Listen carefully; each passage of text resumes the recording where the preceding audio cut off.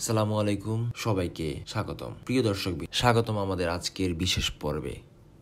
আজ আমরা আলোচনা করব বাংলাদেশের অন্তর্বর্তী সরকারের প্রধান উপদেষ্টা ডক্টর মোহাম্মদ ইউনূসের সাম্প্রতিক ঘোষণার বিষয়ে, যেখানে তিনি জাতীয় ঐক্যমত্য গঠন কমিশন প্রতিষ্ঠার কথা উল্লেখ করেছেন। মহান বিজয় দিবস উপলক্ষে জাতির উদ্দেশ্যে দেওয়া ভাষণে ডক্টর ইউনূস এই কমিশন গঠনের ঘোষণা দেন। এই পদক্ষেপ দেশের রাজনৈতিক অঙ্গনে নতুন দিগন্তের সূচনা করতে পারে বলে ধারণা করা হচ্ছে। ডক্টর ইউনূস জানান, ইতিমধ্যে 6টি সংস্কার কমিশন গঠন করা হয়েছে, যারা শিগগিরই চূড়ান্ত প্রতিবেদন পেশ করবে। এই 6 কমিশনের চেয়ারম্যানদের নিয়ে জাতীয় ঐক্যমত্য গঠন কমিশন গঠনের পরিকল্পনা রয়েছে, যার নেতৃত্বে থাকবেন প্রধান উপদেষ্টা নিজেই। এই কমিশনের কাজ হবে রাজনৈতিক দল সহ সব পক্ষের সঙ্গে মত বিনিময় করে এবং ঐক্যমত্য স্থাপন করা এবং তা বাস্তবায়নের জন্য সুপারিশ প্রদান করা।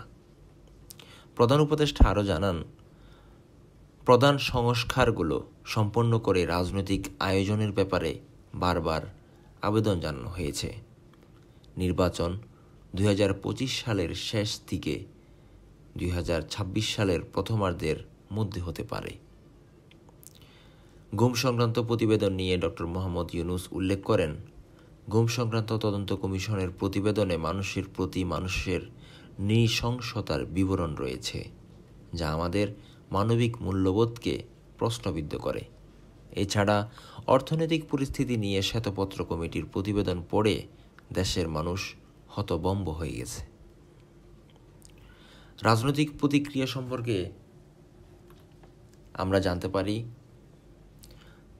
সমাজতান্ত্রিক দলের সভাপতি আসম আব্দুর রব এই পদক্ষেপকে অভিনন্দন জানিয়ে বলেছেন, ডক্টর ইউনূস যা বলেছেন এটি একটি অভূতপূর্ব ও যুগান্তকারী উদ্যোগ।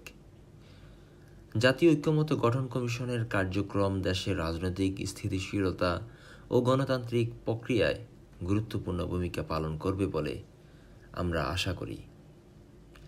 এই কমিশন দেশের রাজনৈতিক পক্ষের মধ্যে সমন্বয় সাধনে সফল হবে এবং একটি সুষ্ঠু ও গ্রহণযোগ্য নির্বাচনের পথ প্রশস্ত করবে। প্রিয় দর্শক, আপনারা এই বিষয়ে কি ভাবছেন? আপনার মতামত আমাদের সঙ্গে শেয়ার করবেন। ধন্যবাদ আমাদের সঙ্গে থাকার জন্য। পরবর্তী পর্বে আবার দেখা হবে। আজকের মতো এখানে শেষ করছি। আল্লাহ হাফেজ।